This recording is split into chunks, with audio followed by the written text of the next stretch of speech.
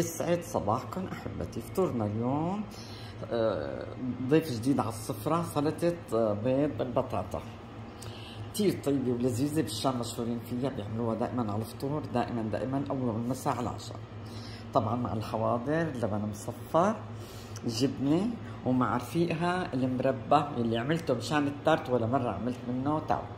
هذا تخيلوا من السنة الماضية ما شاء الله. طبعا المقبلات الخضروات الله يرحمها أما لماما كانت تحط هيك شغلات ألوان من خضار على السفرة. مقدوستي اللذيذة اليوم نحط وحدة صغيرة ناكلها، لأن في قدام أكلات تانية. وزعتر والزيت، هذا زعتر والزيت، هذا الزعتر فلسطيني من فلسطين، هيك أنا السوبر ماركت. والزيتون الأخضر والأسود، مثل ما قلت لكم هي الحواضر الشامية، ما في الزيادة عليها مرات تحط كشكة، غير هيك ما. أما هي حواضرنا الشامية.